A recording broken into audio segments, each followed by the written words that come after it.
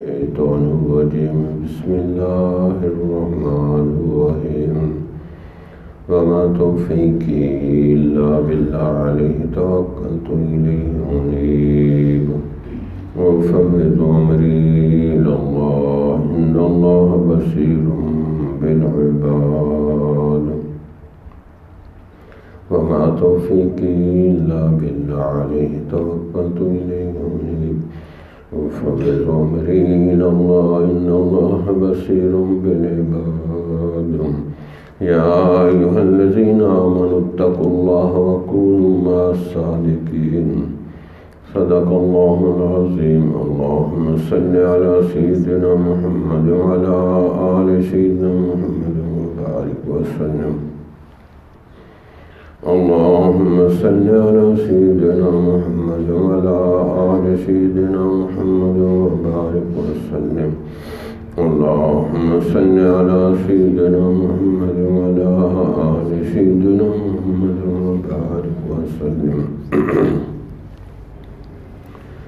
لیکن انسان کی ساری زندگی سیکھتے ہوئے گزرتی ہے.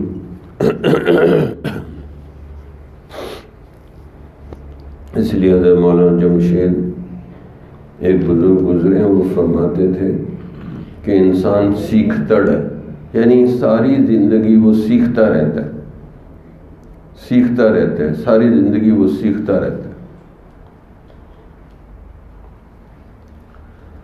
تو اس لیے بڑے بھی سیکھتے ہیں، بچے بھی سیکھتے ہیں، ہر درجے کے لوگ سیکھتے رہتے ہیں. اب چھوٹے چھوٹے بچے، ان کو دیکھیں تو سمجھ نہیں آتے وہ کیا دیکھ رہے ہیں. سورج کو دیکھ رہے ہیں، سمجھ نہیں آتا کیا چیز ہے یہ. کسی اور چیز کو دیکھ رہے ہیں، حتیٰ کہ وہ سانپ کو ہاتھ لگا دیتے ہیں. ان کو عقل نہیں ہے، سمجھ نہیں. لیکن چھوٹا بچہ بھی سیکھتا ہے. اب اس کو عقل بھی نہیں ہے، سمجھ بھی نہیں ہے، اور وہ کوئی کام بھی صحیح طریقے سے نہیں کر سکتا، لیکن وہ اپنے ماں باپ سے زبان سیکھ لیتا ہے، بولنا سیکھ لیتا ہے. اور پشتو سیکھنی ہے، ہم سیکھنا چاہتے ہیں، ہمیں بڑی مشکل پیش آتی نہیں. اور بچہ چھوٹا سا وہ سیکھ لیتا ہے، حالانکہ نہ اس کو گرامر آتی ہے، نہ کوئی اور چیز آتی ہے. وہ ماں باپ کی صحبت میں رہ کے مشکل سے مشکل زبان سیکھ جاتا ہے. یعنی ماں باپ کی صحبت وہ چیز جو بندہ کئی سال لگا کے کوئی زبان سیکھتا ہے، انگریزی، جاپانی، چائنی، اور بچے اپنے ماں باپ کی صحبت میں رہ کے اتنی جلدی وہ زبان سیکھ جاتے ہیں. یعنی صحبت اتنی اثر کرتی ہے بندے کے اوپر، حتیٰ کہ جب بچے کو شعور بھی نہیں ہوتا، جب اس کو بولنا نہیں آتا تو اس کو سمجھ، عقل، شعور نہیں ہوتا، لیکن وہ دیکھ دیکھ کر نقل اتارنے کی کوشش کرتا ہے. اسی نقل کر کے اس کو زبان آ جاتی. اور ماں اس کو ایک چیز بتاتی ہے، اس کو سمجھ نہیں آتی یہ کیا چیز ہے، تو وہ اپنی ماں کی، باپ کی نقل اتار کے وہ زبان سیکھ جاتے ہیں. ہمارے حضرت نے ایک واقعہ سنایا کہ چیف انجینئر منگلا ڈیم کا چیف انجینئر تھا. تو جب کوئی اس کو فون آتا تو وہ ہمیشہ بولتا چیف انجینئر منگلا اسپیکنگ، کہ میں چیف انجینئر منگلا کا بول رہا ہوں، چیف انجینئر منگلا کا بول رہا ہوں. تو ایک دن وہ غسل کر رہا تھا، فون بجا، تو اس کا چھوٹا سا بچہ، اس نے ریسیور اٹھا کے اب توتلی زبان میں کہا چیف انجینئر منگلا اسپیکنگ. اب ہر کوئی ہنسے کہ تو ابھی چھوٹا سا ہے، لیکن وہ اپنے باپ کی نقل اتار رہا تھا. تو نقل اتار کے بندے زبان سیکھتے ہیں. اب گاؤں کے بچے ادھر آتے ہیں تو وہ اردو والی نقل اتار کے ادھر اردو سیکھ جاتے ہیں، زبان سیکھ جاتے ہیں۔ تو خصوصاً چھوٹا بچہ سیکھتا ہے۔ اسی طرح چھوٹا بچہ ماں باپ سے عادتیں بھی سیکھتا ہے، جیسے ماں باپ کی عادتیں ہوں گی ویسے بچوں میں آ جائیں گی۔ مثلا ماں باپ گالی دیتے ہیں، بچے بھی گالی دینے لگ جائیں گے۔ وہ ہنسی مذاق میں گالی دیتے ہیں، یہ بھی ہنسی مذاق میں گالی دے گا، حالانکہ یہ بہت گندی عادت ہے گالی دینا۔ وہ بچہ گندا ہوتا ہے جو گالیاں دیتے ہیں۔ تو ماں باپ سے انسان بغیر سوچے سمجھے بھی بہت سی چیزیں سیکھ جاتا ہے، حتیٰ کہ جانوروں سے سیکھ جاتا ہے۔ ادھر دیکھو، جانوروں سے بھی سیکھ جاتا ہے۔ کئی بچے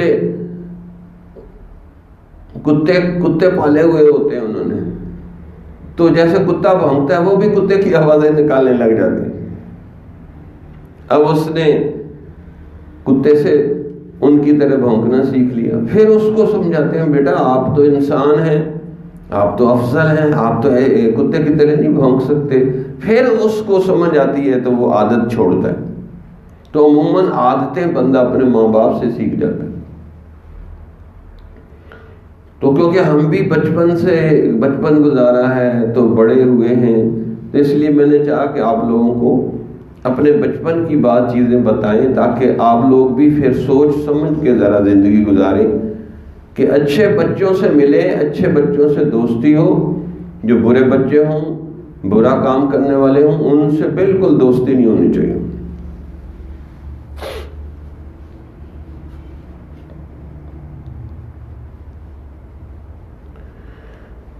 شروع میں ہمیں جب سے شعور آیا نا تو ہم اپنی ماں سے زبان سیکھی، پنجابی زبان سیکھی، لیکن اپنی والدہ سے ایک چیز خاص طور پہ سیکھی کہ وہ موت کو بہت یاد کرتی تھی۔ مثلا بے پردہ عورتوں کو دیکھتی تو وہ کہتی انہوں نے مرنا نہیں ہے، یہ کیسے بے پردہ ننگی پھر رہی ہیں۔ بس ان کو موت یاد رہتی تھی، تو وہی بات سن کے ہمارے دل میں بیٹھ گئی کہ بھائی مرنا ہے اور کسی بھی وقت مر سکتے ہیں، تو ہمیں ہر وقت مرنے کے لیے تیار رہنا چاہیے۔ تو والدہ سے یہ خاص طور پہ یہ چیز سیکھی مجھے، یعنی احساس اور شعور کے ساتھ۔ اور بھی بہت سی چیزیں سیکھی، زبان بھی ان سے سیکھی، لیکن خاص طور پہ موت کی یاد سیکھی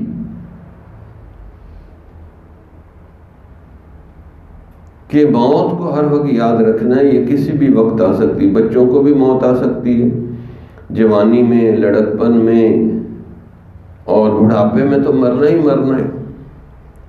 اب ہم میں سے کسی کو موت آ جائے تو ہم مرنے کے لیے تیار ہیں؟ ادھر دیکھو، ادھر دیکھو، آپ لوگوں کو دیکھنا بھی نہیں آتا، ہم ہی سکھاتے ہیں آپ کو۔ تو جدھر کو دیکھو گے ادھر کوئی آپ کا دماغ اور عقل سوچے گی۔ تو سارے بچوں کو موت کو سوچنا چاہیے، جب مریں گے، قبر میں چلے جائیں گے، رات کے 2 بجے ہوں گے تو پھر وہاں کیا ہوگا۔ تو یہ سوچتا رہے کہ ہر بندے نے مرنا ہے، قبر میں جانا ہے، اس کی تیاری ہونی چاہیے۔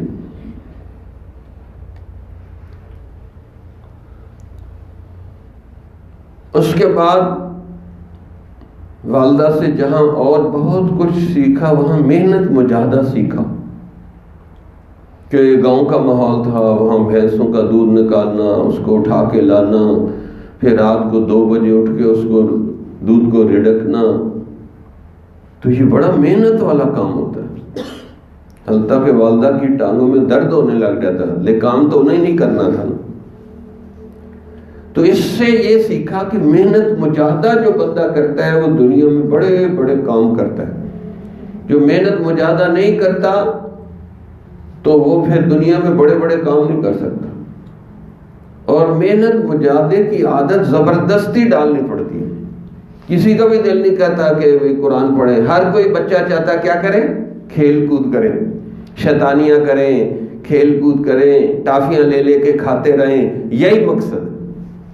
لیکن جو اچھے بچے ہوتے ہیں انہوں نے قرآن حفظ کرنا ہوتا ہے، اس کو دہرانا ہوتا ہے،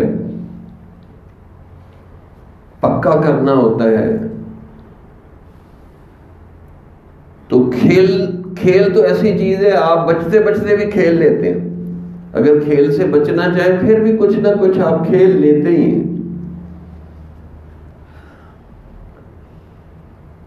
تو اس لیے محنت مجاہدہ بندہ اپنے ماں باپ سے سیکھتا ہے کہ میرے والد صاحب اتنا قرآن پڑھتے ہیں، اتنی 8-10 گھنٹے باہر جاتے ہیں، محنت مزدوری کرتے ہیں، پھر اس کو لے کے آتے ہیں، پھر ہمیں روٹی کھلاتے ہیں. تو محنت مجاہدہ کرتے ہیں. تو ہمیں پیسے ضائع نہیں کرنے چاہیے، سوچ سمجھ کے پیسے استعمال کرنے چاہیے. تو یہ والدہ سے سیکھا. پھر اپنے والد صاحب سے جرأت اور بہادری سیکھی. وہ حق اور سچ بات بولتے تھے، حق اور سچ بات بولتے تھے. ان کا نام بھی شیر تھا، شیر محمد، بس شیر ہی کہتے تھے ان کو. اور اس نام کے بھی اثرات ان میں آ گئے تھے کہ ان کا بہت رعب و دبدبہ تھا. اور انہوں نے ہماری والدہ کو یہ کہا ہوا تھا کہ یہ 5 بھائی ہیں، 2 بہنیں تھیں، اگر ان میں سے کوئی نماز چھوڑ دینا اس کو گھر سے بھی نکال دو، اس کا روٹی پانی بھی بند کر دو.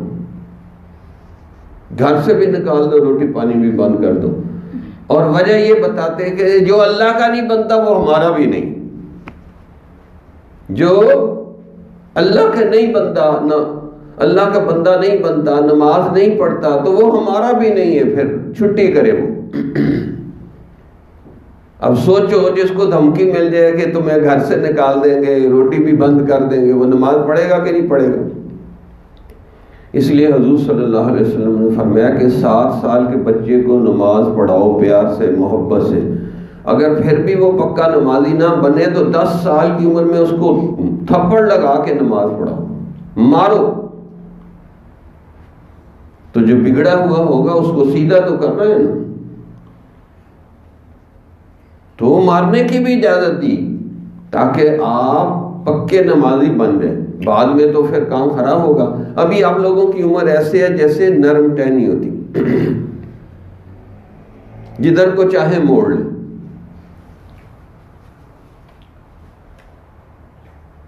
نرم ٹہنی ہوتی ہے، جدھر کو چاہے موڑ لیں. لیکن جب آپ بڑے ہو جائیں گے، جوان ہو جائیں گے، پھر موٹے درخت کی طرح ہو جائیں گے. موڑنا چاہیں گے پھر آپ موڑیں گے نہیں، پھر تکبر کریں گے، غرور کریں گے، لڑائی جھگڑا کریں گے. ابھی جو آپ اپنی عادتیں اچھی کرنا چاہتے بنا سکتے.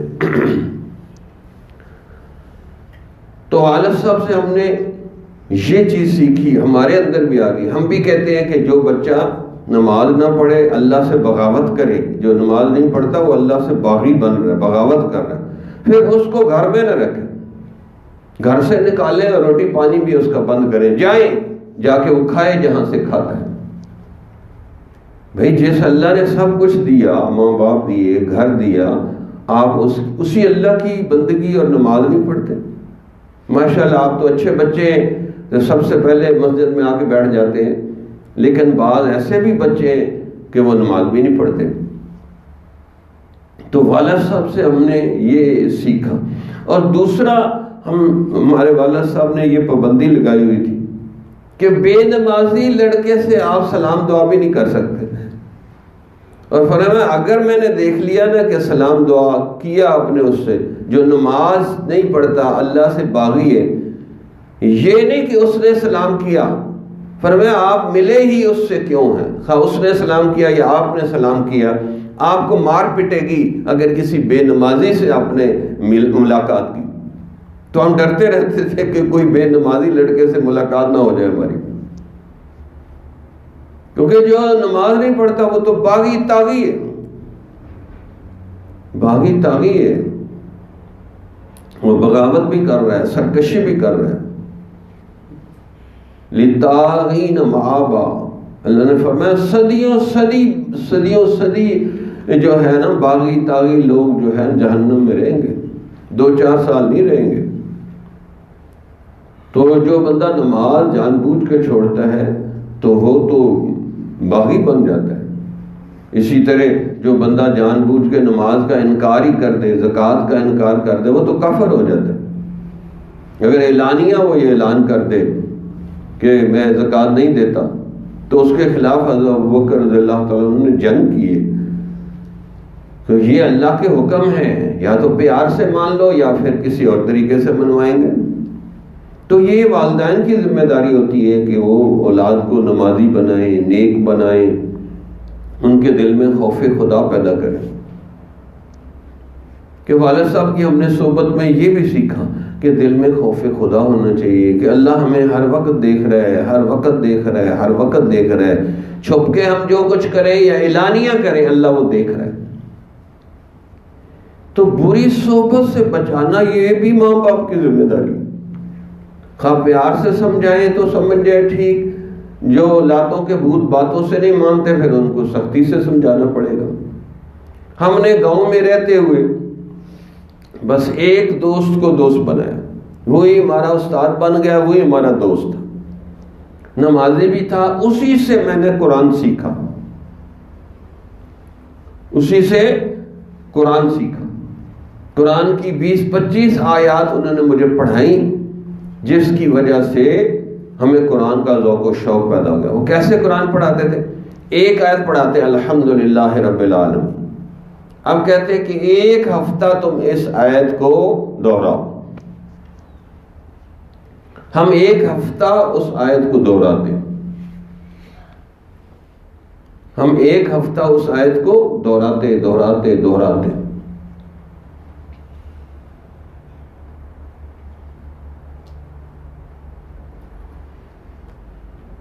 تو ایک ہفتہ ہم اس آیت کو دہراتے دہراتے دہراتے، وہ آیت دل دماغ ہڈیوں روح تک چلی جاتی. پھر دوسری آیت وہ پڑھاتے تو وہ آیت کا ترجمہ، اس کا تجوید، ساری چیزیں پڑھا کے کہتے اب 10 دن اس کو دہراؤ. تو 20-25 آیات ہم نے اپنے استاد، اور دوست بھی تھا استاد بھی تھا، اس سے پڑھی. اس نے دل دماغ بدل کے رکھ دیا، کیونکہ اللہ کے کلام میں تو بڑی تاثیر ہوتی ہے. شرط یہ ہے کہ سمجھ کے پڑھے. حفظ کرنا بھی بڑی اچھی بات ہے، لیکن حفظ کے ساتھ ساتھ کسی آسان آیت کا ترجمہ بھی یاد کرنا چاہیے. مثلا واللہ غفور الرحیم، اللہ بخشنے والا مہربان ہے. اب یہ کون سا مشکل ہے؟ واللہ غفور الرحیم، واللہ خیر الرازقین، اللہ بہترین رزق دینے والا ہے. اب لوگ کہتے ہیں ہمارے پاس رزق میں برکت نہیں، رزق میں برکت نہیں. اب یہ 2 حرف ہیں، اس کو کثرت سے پڑھیں، اللہ آپ کو اتنا رزق دے گا کہ آپ بس کریں گے. واللہ خیر الرازقین، اللہ سب سے بہترین رزق دینے والا. لیکن ہم قرآن کو سمجھتے ہی نہیں، اسی لیے اللہ تعالیٰ نے قرآن فرمایا وَنُنَزِّلُ مِنَ الْقُرْآنِ مَا هُوَ شِفَاءٌ. ہم قرآن میں وہ چیز نازل کرتے ہیں جو شفا ہوتی ہے، اس میں روشنی ہی روشنی ہوتی ہے، شفا ہوتی ہے، سکون ہی سکون ہوتا ہے. تو اپنے استاد سے 20-25 آیات سمجھ کے پڑھی تو قرآن کا ذوق شوق محبت ہو گئی. پھر ہم نے اسی استاد سے علامہ اقبال کی شاعری پڑھی کہ رات کو ہمارے پاس آتے تو وہ کہتے میں 9 بجے جاتا ہوں، میں کہتے نہیں 11 بجے جائیں. 11 بجے بجتے تو میں نے کہا نہیں اور بیٹھے چائے پلاتے، کبھی خدمت کرتے، کبھی اس استاد کو اپنے دوست کو ساری رات ہی بیٹھے رہتے. وہ اچھے شعر سناتے رہتے، ہم لکھتے رہتے، حتیٰ کہ انہوں نے جہالت شرک بدعت کو میرے دل دماغ سے نکال دیا. اتنے اچھے دوست تھے، جہالت شرک بدعت سب کو نکال دیا اور قرآن سکھا دیا. اب کتنا بڑا ان کا احسان ہے. پھر عربی گرامر ان سے سیکھی، اور خاص طور پہ علامہ اقبال کی شاعری کے بڑے اچھے انہوں نے شعر مجھے سنائے. ایک دفعہ یہ شعر سنایا، میرا کئی دن تک نشہ چڑھا رہا نبی صلی اللہ علیہ وسلم کی محبت کا، کہ علامہ اقبال نے کہا وہ دنائے سبل ختم الرسل مولائے کل، جس نے غبارے راہ کو بخشا فروغ وادی سینہ. کہ مٹی سے بنے ہوئے انسان کو اللہ نے اتنی پرواز دے دی کہ یہ تہجد میں اٹھ کے جب اللہ کے آگے روتا اور دعائیں کرتا، اللہ اس کی دعا قبول کر لیتا. وہ دانائے سبل ختم الرسل مولائے کل، جس نے غبار راہ کو بخشا فروغ وادی سینہ، نگاہ عشق و مستی میں وہی اول وہی آخر، وہی قرآن وہی فرقان وہی یاسین وہی طٰہٰ، کہ جو حضور سے محبت کرتا ہے اس کو سب کچھ نبی کی سنت کے نظر آتا ہے، کیونکہ اللہ نے اپنے نبی کو بیسٹ وے آف لائف سکھایا۔ زندگی گزارنے کا بہترین طریقہ ہے جو نبی کی زندگی ہے، جو نبی کی زندگی کے مطابق چلتا رہے گا اس کی زندگی بہترین زندگی ہو جائے گی، یقین کریں، اور اس کو اسی دنیا میں اللہ جنت کا پہلا ٹکٹ دے دے گا اور اس کو سکون والی زندگی نصیب ہو جائے گی۔ تو علامہ اقبال کی شاعری کے ذریعے ہم نے نبی صلی اللہ علیہ وسلم کی محبت سیکھی۔ ایسے ایسے انہوں نے محبت نبی میں شعر کہے کہ جس کی حد نہیں، قوت عشق سے ہر پست کو بالا کر دے، دہر میں اسم محمد سے اجالا کر دے، کہ محمد سے وفا تو نے تو ہم تیرے ہیں، یہ جہاں چیز ہے کیا لوح و قلم تیرے ہیں۔ ایسے ایسے محبت کے اشعار انہوں نے پڑھائے استاد نے کہ جس کی حد نہیں۔ تو ان کی صحبت سے علم کا ذوق و شوق پیدا ہو گیا۔ پہلے پڑھنے کا کیا زیادہ ذوق و شوق نہیں تھا، لیکن ان کی صحبت میں استاد بھی تھے، دوست بھی تھے، ان کی صحبت میں بیٹھ کے علم کا ذوق و شوق پیدا ہو گیا، کہ علم کا ذوق و شوق پیدا ہو گیا کہ میں نے علم حاصل کر۔ آپ قریب ہو کے بیٹھے بھائی، توجہ سے بات کو سنو۔ اگر مسجد میں آ بھی گئے ہیں تو توجہ کے ساتھ بیٹھنا چاہیے، بات توجہ سے سننی چاہیے۔ ویسے تو وقت ملتا نہیں ہمیں، چلے آدھا گھنٹہ پہلے آ گئے تو پھر اب بات توجہ سے سنیں، آپ لوگوں کو سمجھانے ہی کے لیے بات کہنا۔ اور یہ سارے دوستوں کو بعض کو میں نے کہا کہ 12 بجے یہاں آئے، وہ باہر ہی بیٹھے رہتے ہیں، کہنے کے باوجود بھی نہیں آتے، کیا ملے گا اس کو؟ بے اشارہ ہی کافی ہوتا ہے، حکم بھی دے دیا پھر بھی آنے کے لیے تیار نہیں۔ اس لیے ہمارے حضرت سے کسی نے کہا کہ فلاں بندہ آپ کے پاس آتا جاتا ہے، اس میں کوئی خاص تبدیلی نہیں آئی، تو حضرت نے فرمایا بے طلب بندہ اگر نبی کے پاس بیٹھا رہے، وہاں سے منافق بن کے اٹھتا ہے تو ہمارے سے کیا ملے گا اس کو؟ بھئی اشارہ ہی کافی ہوتے۔ ہم اپنے حضرت کے پاس جاتے ہیں، حضرت نے اگر 1 بجے آنا ہوتا ہے تو ہم جو ہے 12:30 بجے یا 12 بجے مسجد میں بیٹھے انتظار کر رہے ہوتے ہیں، اور یہاں ادب تمیز ہی نہیں، لاپرواہی اتنی ہے کہ بس اپنے کاموں میں مصروف۔ حالانکہ جب پہلی اذان آ جائے تو کاروبار حرام کر دیا ہے شریعت نے کہ آپ کاروبار نہیں کر سکتے، پہلی اذان سے پہلے تیار ہو کے مسجد میں بندے کو آنا چاہیے۔ بھئی چلے آدھا گھنٹہ تو کوئی اللہ رسول کی بات سن لو نا، پورا ہفتہ تو من مرضی کرتے رہے۔ تو اس سے تو اچھے یہ بچے کہ یہ سب سے پہلے آ کے بیٹھ جاتے ہیں، تو جتنی طلب ہوگی اتنا فائدہ ہوگا۔ بے طلبی ہوگی تو نبی کے پاس بیٹھ کے بھی آپ منافق بنیں گے، صحابی نہیں بنیں گے۔ تو یہ بے ادبی ہوتی ہے، یہی نہیں کہ بے ادبی یہی ہوتی ہے کہ شیخ ایک حکم دیتا ہے آپ اس کو ماننے کے لیے تیار نہیں، تو یہ بے ادبی ہوتی ہے۔ آپ کے فائدے کی بات کر رہے ہیں، ہم نے آپ سے کچھ لینا ہے، کوئی چندہ لینا ہے، کوئی ٹیکس لینا ہے، کچھ لینا ہے؟ کیوں جی آپ لوگ کیا دیتے ہیں ہمیں؟ تو ہم نے دینا ہوتا ہے نا آپ کو۔ تو ایک درد ہوتا ہے، غم ہوتا ہے، فکر ہوتی ہے کہ ہم نے تیاری کی ہے، رجوع اللہ کیے ہے، اب آپ لوگوں کے دلوں میں کچھ باتیں ڈال دیں تاکہ آپ لوگوں کا دل دماغ بدل جائے، لیکن آپ لوگوں کا نفس اور شیطان اتنا سر پہ چڑھا ہوا ہے وہ بات سنتا ہی نہیں، مانتا ہی نہیں۔ تو بہرحال ہم نے اپنے اس دوست سے قرآن کا ذوق و شوق حاصل کیا، علامہ اقبال کی شاعری جو جوش و جذبہ پیدا کرتی ہے وہ ذوق و شوق حاصل کیا، مطالعہ یعنی کتابیں پڑھنے کا ذوق و شوق ان سے حاصل ہوا، کیونکہ انہوں نے مجھے ایک کتاب لا کے دی، جنت کی کنجی، جس میں احادیث تھی، اور اس میں سے ایک حدیث پڑھ کے میری زندگی میں انقلاب برپا ہو گیا کہ نبی صلی اللہ علیہ وسلم نے فرمایا کہ اللہ تعالیٰ جس کے ساتھ بھلائی اور احسان کا ارادہ کرتا ہے اس کو دین کی سمجھ عطا کر دیتا ہے۔ تو ہم نے کہا بھی پھر ہم بھی قرآن اور دین کی کتابیں پڑھتے ہیں، ہمارے ساتھ بھی اللہ کی بھلائی ہو جائے گی۔ تو اس کی کتاب دی ہوئی جنت کی کنجی سے تو یہ جذبہ پیدا ہوا کہ قرآن کا علم حاصل کریں، دین کا علم حاصل کریں، کیونکہ قرآن دین ہی انسان کو انسان بناتا ہے، ورنہ اور چیزیں انسان نہیں بنا سکتی۔ دنیاوی علوم پڑھ کے بھی آپ کھڑے ہو کے پیشاب کریں گے، دنیاوی علوم یہ کالج یونیورسٹیوں میں پڑھ کے کھڑے ہو کے پیشاب کرتے ہیں، ایئرپورٹوں پہ کھڑے ہو کے کھاتے ہیں، تو جانور بھی ایسے ہی کرتے ہیں نا، کہ آپ 2 ٹانگوں والے ہیں، وہ 4 ٹانگوں والے ہیں، کام آپ جانوروں والے کر رہے ہیں۔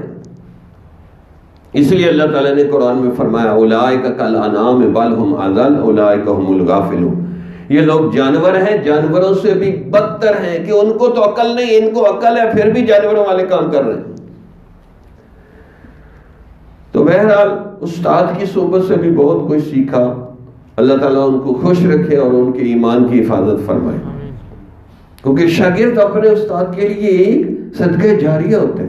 اب ہم جو بھی نیکی کا کام اللہ ہم سے کروائے گا، ہمارے استاد کو بھی اس کا اجر و ثواب ملے گا۔ پھر اس کے بعد ہم کراچی چلے گئے۔ پہلے گاؤں میں تھے، جھنگ کے گاؤں میں رہتے تھے، وہاں سے کراچی چلے گئے، وہاں بھائی رہتے تھے تو ان کے پاس رہنا شروع کر دیا۔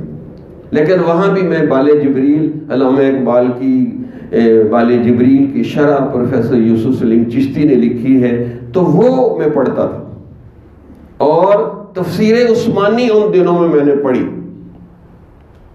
تو جس سے پھر قرآن نے زبردست قسم کا دل میں انقلاب برپا کر دیا، اور سوچ اور فکر بڑی ترقی کر گئی، حتیٰ کہ حضور کے ساتھ بڑی والہانہ عاشقانہ جنونی محبت پیدا ہو گئی۔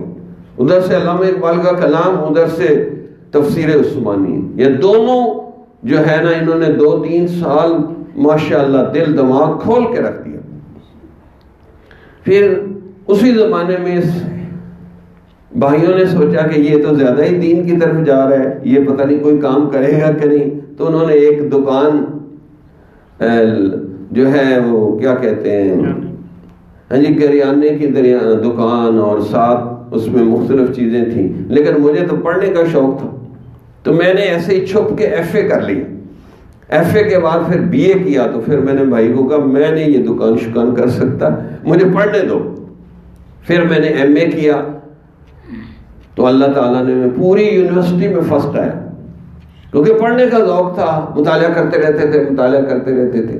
اس لیے جو بچے ناکام بھی ہو جائے نا، ان کو غمزدہ نہیں ہونا چاہیے۔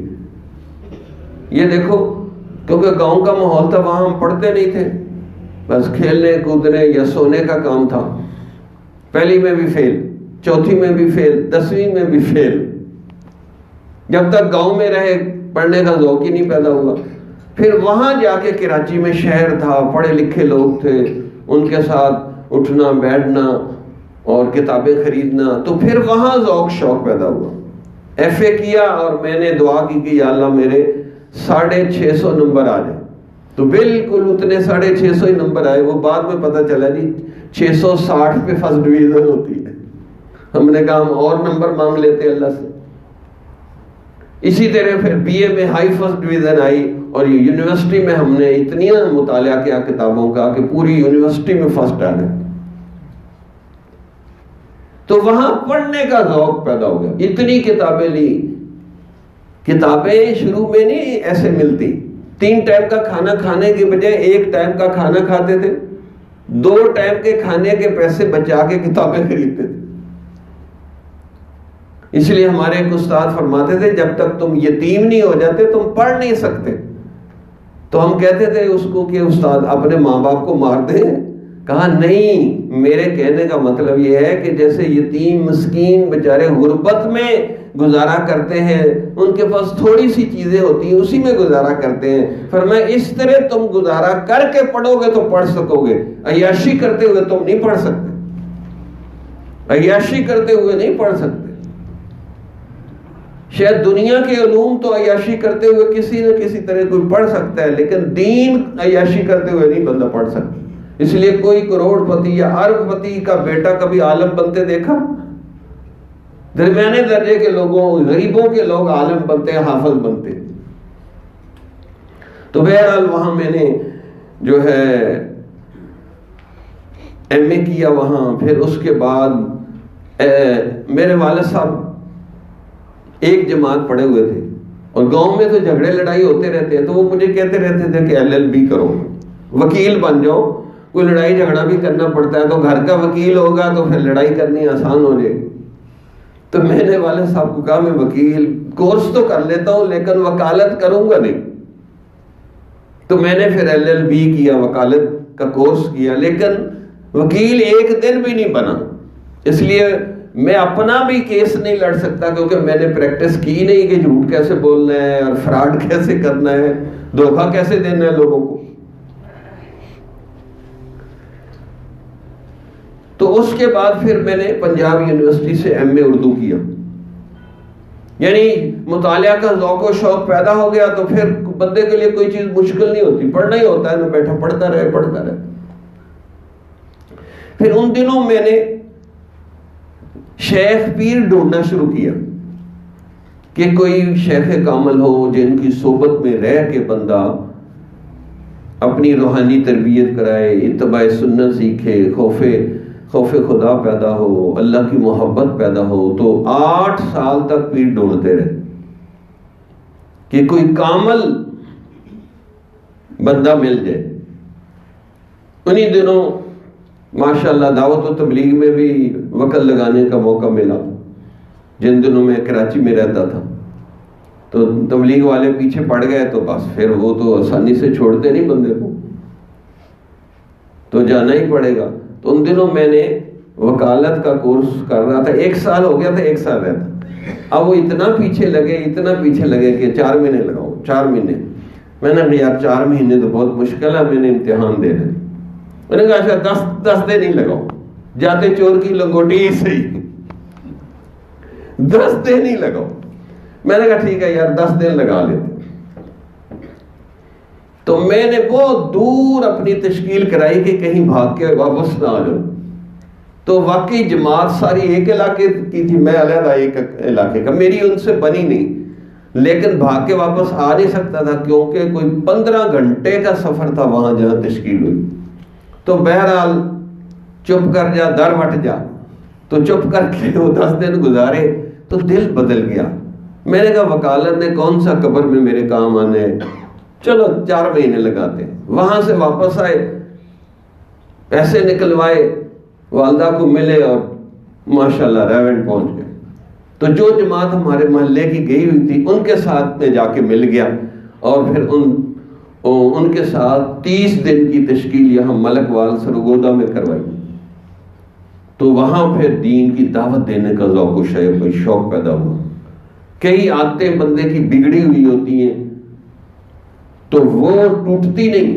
مجھے فجر کے بعد سننے کی عادت تھی، تو ہمارے امیر بڑے دبنگ قسم کے تھے، تو انہوں نے کہا کہ جو مریض ہسپتال میں بھی آ کے ٹھیک نہ ہو تو وہ کہاں ٹھیک ہوگا، کہا یہ فجر کے بعد آپ نہ سویا کریں۔ میں نے کہا جی یہ تو میرا گزارا ہی نہیں، یہ سونا ہی پڑتا۔ کہا گشت پہ نکلو، لوگوں کو دعوت دینے کے لیے نکلو، لوگ بغیر کلمے کے مر رہے ہیں، آپ سو رہے ہیں۔ تو واقعی پھر فجر کے بعد چند دن گشت کیا، وہ نیند اڑ گئی، وہ عادت ختم ہو گئی۔ اچھا کوئی نیک کام کریں، کسی بزرگ کی صحبت میں بیٹھیں، تبلیغ میں وقت لگائیں، شیطان کو بڑی تکلیف ہوتی ہے۔ بندے کا اپنا نفس بھی اور شیطان بھی بڑی مکاری کرتا ہے کہ جی فلانا یاد آ رہا ہے، فلانا یاد آ رہا ہے، ماں باپ یاد آ رہے ہیں، حالانکہ ماں باپ کے ہوتے ہوئے ان کی خدمت نہیں کرتے بندے، لیکن تبلیغ میں جا کے بہت کچھ یاد آتا ہے تاکہ اس کام کو چھڑوا کے پیچھے بھگا دیں۔ پھر امیر صاحب نے مجھے کہا دیکھو آپ اطمینان سے وقت لگاؤ، اور پھر ایک واقعہ سنایا کہ اسی طرح کا ایک نوجوان اللہ کے راستے میں تبلیغ میں نکلا اور ان کو خواب آیا کہ جو اس نے 200 مرغیاں گھر میں پالی ہوئی تھیں، بلی آئی ان کو کھا گئی۔ اب یہ اٹھا تو بڑا پریشان، امیر صاحب کو کہا جی مجھے اجازت دیں، میری بلی تو میرا بلیاں جو ہیں مرغیاں تو بلی کھا گئی ہے۔ اس نے کہا میں اجازت دے دیتا ہوں لیکن تھوڑا سا دماغ سے بھی سوچ لو کہ بلی 1 مرغی کھائے گی، 2 کھا لے گی، وہ شیر تو نہیں تھی کہ 200 کھا گئی۔ یہ جھوٹا خواب ہے، یہ شیطان مکاری کر رہے تیرے ساتھ۔ تو اس کو تسلی ہو گئی، واقعی جب گھر جا کے دیکھا مرغیاں ٹھیک ٹھاک، بلکہ اور بچے دے کے زیادہ بڑھ گئیں۔ اب شیطان اتنا مکار دشمن، تو پھر واقعی دعوت میں جا کے نا بندے کو بہت سے تجربات ہوتے ہیں۔ ایک جگہ ہم نصرت کرنے گئے، وہاں مغرب کا وقت ہو رہا تھا، میں نے بیان کیا، بیان کے بعد تھوڑا اندھیرا ہو گیا تو مجھے تقاضا ہوا، پیٹ میں درد ہوا، گاؤں تھا، لیٹرین میں جا کے بیٹھے تو اندھیرے میں پانی نہیں نظر آ رہا ہے، لوٹا نہیں نظر آ رہا ہے۔ اب تقریباً آدھا گھنٹہ میں واش روم میں بیٹھا رہا کہ کپڑے کوئی دوسرا جوڑا ہی نہیں ہے، کپڑے خراب ہو جائیں گے۔ تو میں نے بیٹھے بیٹھے دل میں یہ دعا کی کہ یا اللہ تو ابابیلوں سے ہاتھی مروا دیتے، مچھروں سے نمرود کی فوجیں مروا دی، میری بھی مدد کر، میں بھی تیرے راستے میں نکلا ہوں۔ تو وہ گاؤں میں نا ایک جگنو ہوتے اڑتے پھرتے، وہ جگنو لوٹے کے اوپر آ کے گھومنے لگ گیا، بیٹھ گیا، تو مجھے اس کی روشنی میں لوٹا نظر آ گیا۔ وَمَا يَعْلَمُ جُنُودَ رَبِّكَ إِلَّا هُوَ، تیرے رب کے لشکروں کو سوائے اس کے کوئی نہیں جانتا۔ ہم کہتے تھے جگنو کیوں پیدا کیا، اور جگنو کی دیکھو کیسی کیسی حکمتیں۔ تو وہاں پھر ہم نے اللہ کی مدد کے بڑے مظاہرے دیکھے، بڑے مظاہرے دیکھے۔ ایک جگہ شرک اور بدعت والوں کی مسجد تھی، اب وہاں ہمارے امیر بڑے دھڑلے کے تھے کہ جی وہاں جمعہ پڑھنا۔ میں نے کہا وہ ماریں گے بھی، انہوں نے کہا پھر اللہ مار کھانی نبی کی سنت ہے، آج وہ سنت ادا کریں گے۔ میں نے کہا بھائی ہمارا ایمان کمزور ہے، ابھی ہمیں اتنا بھارا کام نہ کرو۔ نے کہا جی جانا ہی جانا ہے۔ اور واقعی جب وہاں نماز پڑھنے گئے تو اس خطیب نے اتنا خوفناک بیان کیا ہمارے خلاف کہ انہوں نے بندے قتل کر دیے، یہ کر دیا، وہ کر دیا، اور ادھر نعرے لگنے لگ گئے۔ میں نے امیر کی طرف اشارہ کیا، اب تیار، سر تیار کر لو، اور جوتے بھی لگیں گے۔ انہوں نے کہا کوئی بات نہیں، یاسین پڑھو، یہ سب زیرو ہو جائیں گے۔ تو واقعی انہوں نے یاسین پڑھی تو کچھ نہیں ہوا، خیر ہے جی، خیر سے واپس آ گئے۔ پھر وہ اتنے زبردست امیر تھے، ایک جگہ بازار میں، کیونکہ تبلیغ والے تو ہمیشہ مسجدوں میں کام کرتے، انہوں نے کہا نہیں جی پیپل پارٹی کے دفتر میں بیٹھ کے وہاں بھی دین پہنچانا ہے۔ اب وہاں غلط قسم کی تصویریں لگی ہوئی اور برا حال، ایک رات گزارنا وہاں مشکل ہو گیا۔ میں نے کہا امیر صاحب آپ بیٹھے رہو، ہم جا رہے ہیں، پھر ہم سے نہیں یہاں بیٹھا جاتا۔ میں نے کہا یہاں کیا تبلیغ ہوگی، ان کو پکڑ کے مسجد میں لاؤ تو مسجد کے ماحول میں بندے کا دل دماغ بدلتا۔ یہ ایسی ایسی ننگی تصویریں لگی ہوئی، یہاں بیٹھ کے ہماری تبلیغ نہیں چل سکتی۔ تو بڑی مشکل سے امیر صاحب کو پھر مسجد میں لائے، اور واقعی پھر دعوت میں بڑے بڑے بندے کے ساتھ واقعات ہوتے ہیں۔ ایک جگہ میں دعوت دینے گیا، مسجد کے قریب ہی جوتوں کی دکان تھی، تو میں نے اس کو کہا بھائی آئیں، اذان ہو گئی ہے، نماز پڑھیں، ضروری ہے تکبیر اولیٰ کے ساتھ نماز پڑھیں۔ اس نے کہا کیا پتا، موت اور گاہک کا تو کوئی اعتبار نہیں۔ تو میں نے کہا گاہک تو آنا نہیں، اگر موت آ گئی تو پھر کیا بنے گا، موت آ گئی تو پھر کیا بنے گا۔ تو اس کو بڑی ترغیب دے کے نماز کے لیے لے کے آئے، کیونکہ دکانوں کاروبار سے بندے کو اٹھا کے نماز کے لیے لانا بڑا مشکل ہے۔ اچھا پھر بھی نہیں اٹھ رہا تھا، میں نے اس کا بازو پکڑا، میں نے کہا چلو نا یار نماز کو لیٹ ہو رہی۔ اس نے کہا زبردستی ہے، میں نے کہا بالکل زبردستی، کیونکہ تبلیغ میں بندے کا ایمان بھی بڑا جوش مارتا ہے۔ تو انہوں نے کہا دین میں تو زبردستی نہیں ہے، لا اکراہ فی الدین، دین میں جبر نہیں ہے۔ میں نے کہا وہ کافروں کے لیے ہے ایت کہ کسی کو زبردستی مسلمان نہیں بنا سکتے، لیکن جب مسلمان بن جائے تو نبی نے کہا 10 سال کے بچے کو مار کے نماز پڑھاؤ۔ اب ابا تھپڑ لگائے، بچہ کہے جی آپ مجھے پہ زبردستی کر رہے ہیں، بھائی نبی نے اجازت دی ہے، کرو زبردستی۔ تو میں نے کہا دیکھو بھائی میں آپ کو لے جا رہا ہوں زبردستی، کدھر لے جا رہے ہیں؟ کہتا مسجد میں لے جا رہے ہیں۔ تو میں نے کہا مسجد جنت کا راستہ ہے یا جہنم کا راستہ ہے؟ اس نے کہا جنت کا راستہ ہے۔ تو میں نے کہا اگر کسی کو زبردستی جنت میں لے جائے اچھا ہے یا برا ہے؟ کہنے لگا اچھا ہے۔ تو میں نے کہا چل، پھر سیدھا ہو کے آگے چل پڑا۔ میں نے کہا نماز، مولانا عبد القادر آزاد بادشاہ مسجد خطیب تھے، وہ فرماتے تھے اگر کوئی 100 روپیہ لے کے بھی نماز پڑھ لے تو دے دو اس کو 100 روپیہ، قیامت والے دن یہ کروڑوں روپے کی بھی نماز کا ثواب نہیں ملے گا۔ تو بہرحال سب سے بڑی بات کہ ایمان یقین بن جائے پھر بندہ نمازی بن جائے. بہرحال ہم 4 مہینے لگا کے جب واپس گئے تو مجھے جو سب سے زیادہ حیرانی ہوئی اس بات کی کہ ان دنوں نا کراچی میں ہنگامے ہو گئے. ہنگامے ہوتے ہوتے ہوتے ہمارا امتحان لیٹ ہوتے ہوتے میں گیا تو میں نے داخلہ بھیجا, امتحان دیا, پاس ہو گئے. ادھر سے وقت بھی لگ گیا اور ادھر سے پاس بھی ہو گیا.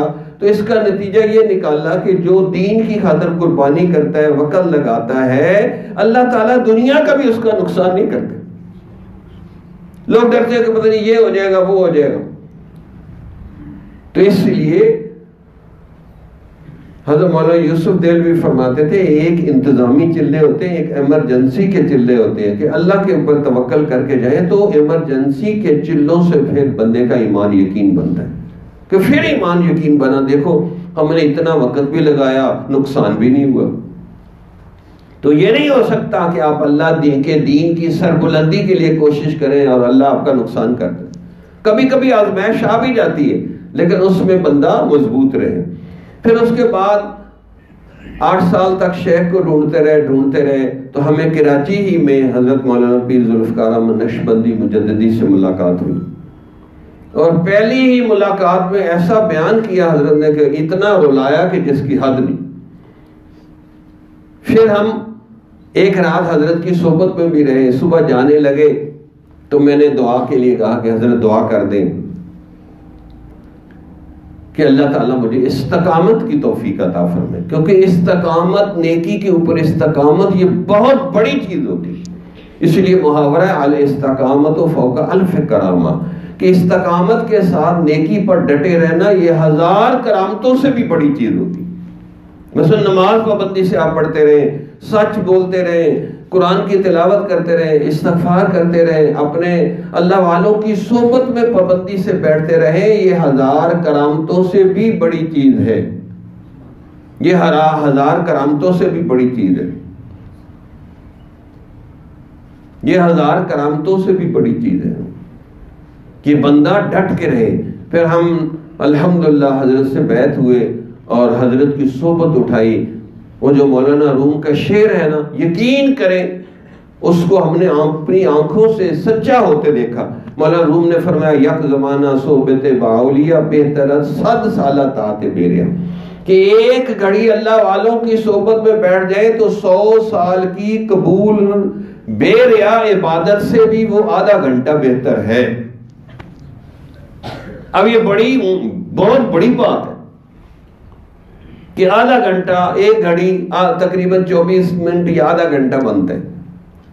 تو حضرت مفتی اعظم مفتی محمد شفیع رحمۃ اللہ علیہ نے اعتراض کیا حضرت تھانوی کے اوپر. حضرت مجھے یہ بات سمجھ نہیں آئی کہ آپ نے شعر پڑھا ہے کہ ایک گھڑی اللہ والوں کی صحبت میں بیٹھ جائے تو 100 سال کی بے ریا عبادت کا ثواب ملتا ہے.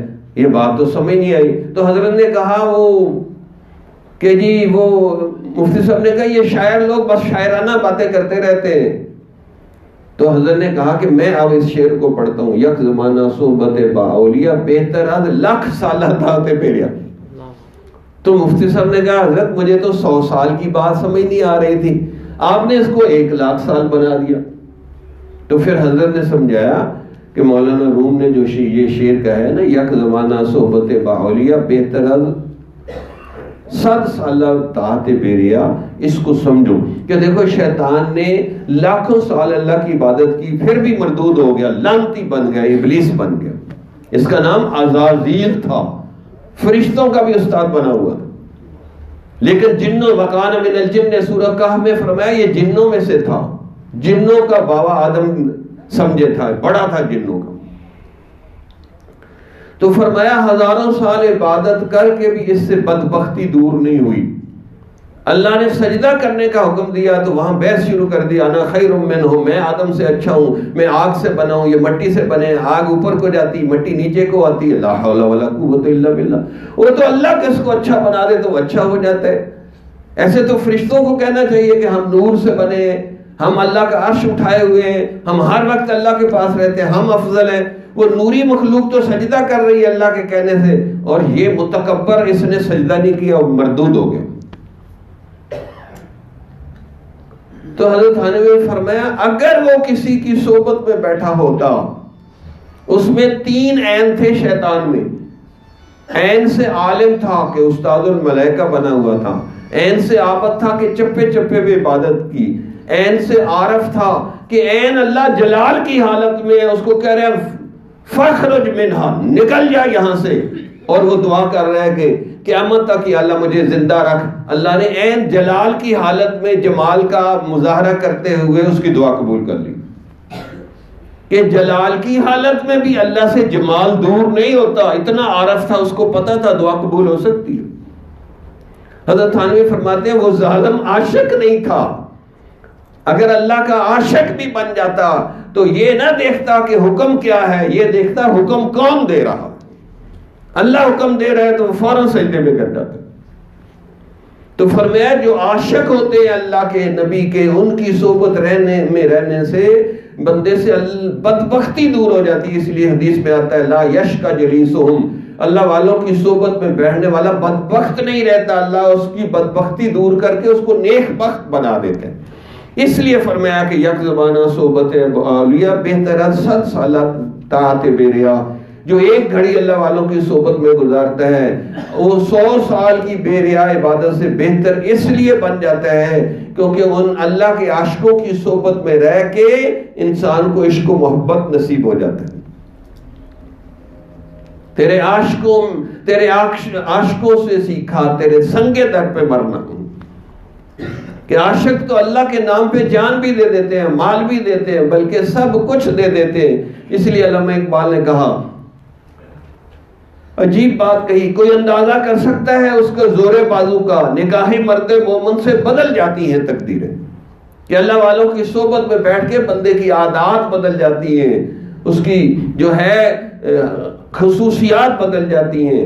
اگر وہ فاسق ہے تو اللہ اس کو نیک بنا دیتا ہے، نیک ہے تو اس کو اللہ تہجد گزار بنا دیتا ہے، تہجد گزار ہے تو اللہ اس کو متقی اور اپنے مقربین بندوں میں شامل کر لیتا ہے. تو صحبت کی ایسی برکات ہوتی ہے. تو پھر ہم نے تقریباً 28 سال اپنے حضرت شیخ کی صحبت میں گزارے کہ انفرادی اصلاح بھی ہوئی، اجتماعی اصلاح بھی ہوئی، حتیٰ کہ 10 سال کے بعد حضرت نے مجھے اجازت خلافت دی کہ آپ دوسرے لوگوں کو بیعت کریں، اللہ اللہ سکھائیں، توبہ طائب ہونے کی ان کو کوشش کریں کہ لوگ توبہ ہو کے تجدید ایمان کریں اور ان کی جو ہے فضولیات اندر سے نکل کے یہ متقی پرہیزگار بنے. تو پھر میں نے حضرت کی کتابیں لکھی، 9 جلدوں میں مجالس فقیر لکھی جو چھپ گئی ہے، جو حضرت کی نجی باتیں ہیں، حضرت مولانا پیر ذوالفقار احمد نقشبندی مجددی. پھر میں نے حضرت سے بھی بہت زیادہ فائدہ اٹھایا، سب سے زیادہ سفروں میں ان کے ساتھ رہ کے فائدہ اٹھایا، کیونکہ سفروں میں بندے کو زیادہ فائدہ ہوتا ہے سفر میں رہنے سے، کیونکہ مختلف قسم کے لوگ ملتے ہیں، مختلف قسم کے سوال کرتے ہیں، تو بڑا فائدہ ہوتا ہے سفروں میں. ہم اسلام آباد میں بیٹھے تھے، بہت سے لوگ آئے چلتے گئے. ایک نوجوان نے حضرت کے کان میں ایک بات کہی، دوسری طرف میں حضرت کے بیٹھا تھا تو حضرت کے کان میں آ کے کہنے لگا کہ جی مجھے جن پکڑنے کا طریقہ بتا دیں. آج کل لوگوں کو یہ نیا شوق چڑھا ہے. تو حضرت نے فرمایا بھی جن پکڑ کے کیا کرو گے، جن پکڑ کے کیا کرو گے. اب وہ خاموش آگے سے، بھئی جن پکڑنے کا کوئی مقصد تو ہو نا. کہا اپنے نفس اور شیطان کو پکڑو اور اس کو نیکی پہ لگاؤ، نمازی بناؤ. نمازی تو تم ہے نہیں اور جن پکڑنے جا رہے. اچھا یہ جتنے کہتے ہیں نا کہ جن ہے ہمارے، سب جھوٹ بولتے ہیں. بھئی اگر جن ہی تمہارے پاس ہے تو کہو نا کہ کوئی بینک لوٹ کے لے آئے تمہیں ایک میں دن میں کروڑپتی بنا دے. جن تو کر سکتے ہیں نا. یا اپنے جنوں کو انڈیا کے اوپر چھوڑو کہ وہ ہمارا کشمیر چھوڑ دے، بغیر لڑائی کرے کشمیر ہمارے قبضے میں آ جائے. تو جن کدھر ہے تمہارے جن؟ اچھا پھر آپ نے دیکھا ہوگا پاکستان میں جتنے جن آتے ہیں نا اکثر کالی کلوٹی عورتوں پہ ہی آتے ہیں، وہ گوریوں انگریزنیوں پہ نہیں جاتے. یہ سب دھوکہ فراڈ ہے. اس لیے اپنا ایمان یقین خراب نہ کیا کرو یہ عاملوں کے پاس جا کے. کسی کامل اتباع سنت والے بزرگ کے پاس جانا چاہیے جو شریعت کی پابندی کرے. یہ عمل پیسے بٹورنے کے لیے بیٹھے ہیں. اگر ان کے پاس جن ہے تو وہ یہ فٹ پاتھ پہ کیوں بیٹھا ہے؟ اس کے پاس جن ہے تو یہ جنوں کے ذریعے کروڑ پتی کیوں نہیں بنتا، لوٹتا کیوں نہیں ادھر ادھر سے؟ یہ سب جھوٹ بولتے. ہمارا اپنا مدرسہ ہے، میرا تجربہ ہے، میں سنا دیتا ہوں آپ کو تاکہ آپ کو یقین آ جائے. بندے کے اوپر کوئی جن اثر نہیں کر سکتا. ہاں ہر بندے کے ساتھ اللہ نے ایک جن لگایا ہوا ہے کہ اس کو گمراہ کرو. ایک فرشتہ لگایا، 2 فرشتے لگائے ہوئے ہیں کہ اس کو نیکی کے مشورے دو. جس طرح ہمیں غلط وسوسے آتے ہیں، کبھی کبھی اچھے خیالات بھی ہمیں آتے ہیں.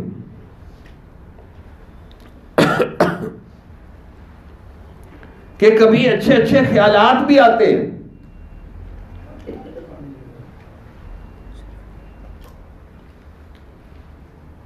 تو اسی طرح یہ جو جنوں سے ڈرتے ہیں اس سے نہیں ڈرنا چاہیے. نبی صلی اللہ علیہ وسلم نے حدیث میں فرمایا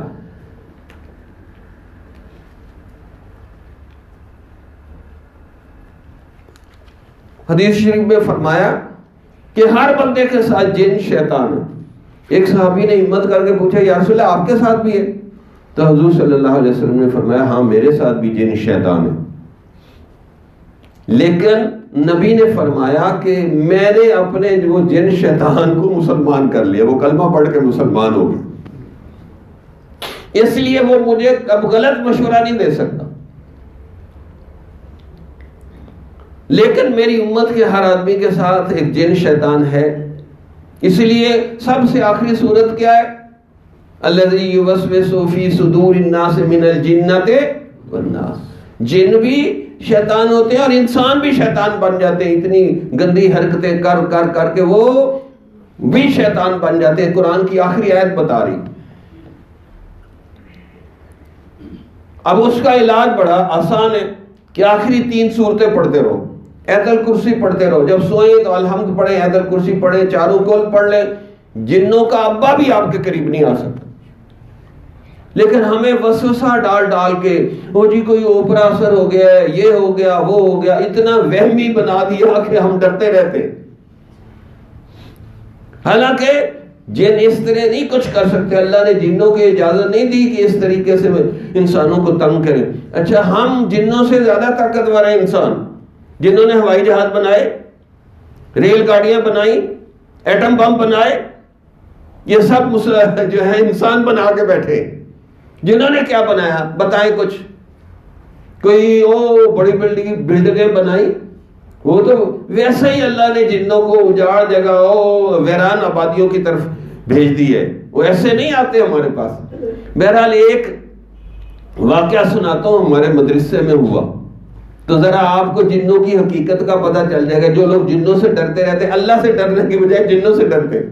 حالانکہ اللہ سے ڈرے تو اللہ آپ کے گناہ مٹا دے گا. حدیث میں آتا ہے جو بندہ اللہ سے ڈر کے رو پڑتا ہے اس کی آنکھ سے مکھی کے سر کے برابر آنسو نکل جائے، اللہ تعالیٰ اس کے اوپر جہنم کی آگ حرام کر دیتے، اس کے گناہ مٹا دیتے ہیں سب. اور یہاں جنوں سے ڈرتے رہتے ہیں. اس لیے ہم کہتے ہیں یہاں ہم اجاڑ میں بیٹھے، یہاں جن ہونے چاہیے بہت سے. ہمارے پاس تو کبھی ادھر نہیں آیا. ہاں بہرحال ہمارا مدرسہ ہے ڈھوک مستقیم روڈ پر، بہت بڑا مدرسہ ہے بچیوں کا. اب وہاں لڑکیاں دور دور سے آتی ہیں، پڑھتی ہیں، کبھی پریشان ہو جاتی ہیں، ماں باپ یاد آتے ہیں، چھٹی ملتی نہیں ہے، وہ تو مہینے یا ہفتے بعد چھٹی ملتی ہے. تو وہ نا کبھی کبھی اپنے اوپر جن چڑھا لیتی ہیں. تو میں اس کو کہتا ہوں میں تمہارے سارے مکر جانتا ہوں. میں کہتا ہوں ان کے اوپر رضائی دے دو، پردہ کر دو، اور ڈنڈا میں زمین میں مارتا ہوں تو بس پھر جن وہ جو ان کی مکر ہوتے ہیں وہ ختم ہو جاتے ہیں. کیونکہ قرآن میں آتا ہے ان کیدکن عظیم، بے شک عورتوں کے مکر بہت بڑے مکر ہوتے ہیں. وہ مرد سمجھ ہی نہیں سکتے. بری عورتیں تو بہت مکر لگاتی ہیں، لیکن نیک عورتیں بھی کبھی کبھی تھوڑی سی ایسی حرکت کر لیتی ہیں کہ مردوں کا دماغ بھی وہاں نہیں پہنچ سکتا، لیکن نیک عورتیں کم کرتی ہیں. اب میں ایک دن لیٹا ہوا تھا تو میرے گھر والوں نے کہا آپ جنوں کو مانتے نہیں ہیں، جنوں کے قائل نہیں ہیں، تو دیکھ لو آج تو جن کی آواز آ رہی ہے. اور واقعی یار میں نے باہر نکل کے دیکھا تو آواز آ رہی تھی بھاں بھاں بھاں. میں نے کہا یار واقعی آج تو جن بول رہا ہے، کیا بنے گا آج؟ لیکن مجھے یقین نہیں آیا. اب ہر آدھے گھنٹے بعد وہ آواز آئے بھاں بھاں بھاں. اب میری بیوی صاحبہ نے، حالانکہ وہ بڑی پڑھی لکھی ہے لیکن ہے تو عورت، جلدی سے فون کیا جھنگ حضرت کو کہ جی ہمارے مدرسے میں جن نکل آیا ہے اور وہ آوازیں لگا رہا ہے.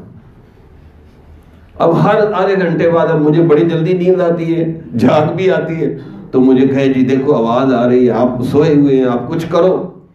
اب مجھے سونے ہی نہ دیں. تو میں نے کہا اچھا سب کو پردے میں بھیج دو لڑکیوں. میں اپنا ڈنڈا لے کے پہلی منزل دیکھی، ککھ نہیں. دوسری منزل دیکھی، وہاں بھی کچھ نہیں. تیسری منزل میں نے دیکھی واش روموں، ادھر گیزر لگا ہوا تھا اور کسی نے گیزر کو فل کر دیا، اوپر اس کے ڈھکنا تھا تو وہ بھاپ بن کے نکلتا تھا پانی باہر، تو اوپر سے وہ ڈھکنا کرتا تھا بھاں بھاں بھاں. یہ جن تھا، یہ جن نکلنے کا سچا واقعہ. باقی کلہم جھوٹ تھے. 8-10 واقعات ہوئے، سب مکر تھے.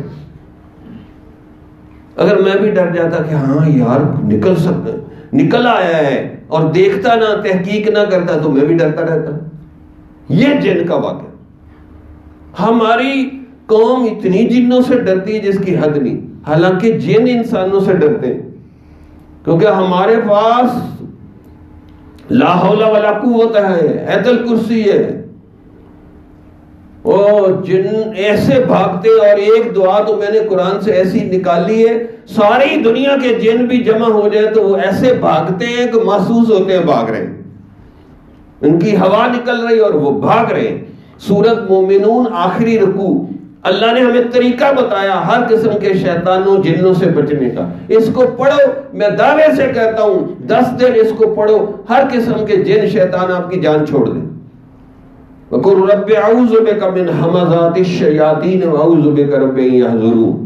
اے میرے رب، میں ہر قسم کے جنوں اور شیطانوں سے تیری پناہ مانگتا ہوں، اور اس بات سے بھی تیری پناہ مانگتا ہوں کہ میرے قریب بھی نہ آئے، دفعہ دور رہے. یہ قرآن کی آیت ہے، وظیفہ.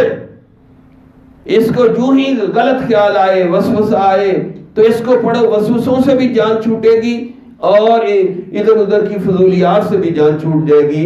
تو یہ اللہ کا سکھایا ہوا وظیفہ ہے. سورہ مومنون 18واں پارہ آخری رکوع کے اندر یہ آیت ہے، وَقُلْ رَبِّ أَعُوذُ بِكَ. اس میں کل بھی لگا ہوا. اللہ حکم دے رہے ہیں، کہو. کیا کہیں؟ رب اعوذ بک من ہمزات الشیاطین. اے میرے رب، ہم شیطانوں کے وسوسوں سے تیری پناہ مانگتے ہیں، اور اس بات سے بھی تیری پناہ مانگتے ہیں کہ وہ ہمارے قریب بھی نہ آئے. جب یہ اللہ کی سکھائی ہوئی دعا کیا قبول نہیں ہے؟ یہ قبول شدہ دعا ہے. جب اس دعا کو صبح شام 100 دفعہ پڑھیں، جب وسوسہ آئے اس وقت پڑھیں، نماز میں بھی اس کو پڑھتے رہیں قل ہو اللہ کے ساتھ، تو انشاءاللہ 40 دن تک آپ اس کو پابندی سے، مرد پڑھیں، عورتیں پڑھیں، بچے پڑھیں، یہ شیطانی وسوسے بھی نہیں آئیں گے اور شیطان تشریف لے جائے گا تو جدھر سے آیا ادھر ہی بھاگ جائے گا. اس دعا میں اتنی تاثیر ہے. جو پوچھتا ہے شیطان اور وسوسوں سے بچنے کا علاج، میں یہی آیت بتاتا ہوں. تو اللہ سے دعا ہے کہ اللہ تعالی ہمیں اس آیت کو پابندی سے پڑھنے کی توفیق دے، اور ہر قسم کے شیطان اور شتونگڑوں سے ہماری حفاظت فرمائے، اور ہمیں اپنی ذات پہ پکا ٹھکا یقین نصیب فرمائے. اسی یقین کی برکت سے پر بندہ عمل کرتا ہے. یہ یقین جو ہے بندے کو باعمل بنا دیتا ہے. اس لیے علامہ اقبال نے یقین کے متعلق شعر کہے ہیں، سن اے تہذیب حاضر کے گرفتار، غلامی سے بدتر ہے بے یقینی. یقین پیدا کر اے غافل، یقین سے ہاتھ آتی ہے وہ درویشی کے جس کے سامنے جھکتی ہے فوری. تو جب اس انگارۂ خاکی میں ہوتا ہے یقین پیدا، تو کر لیتا ہے یہ بالوں پر روح الامی پیدا.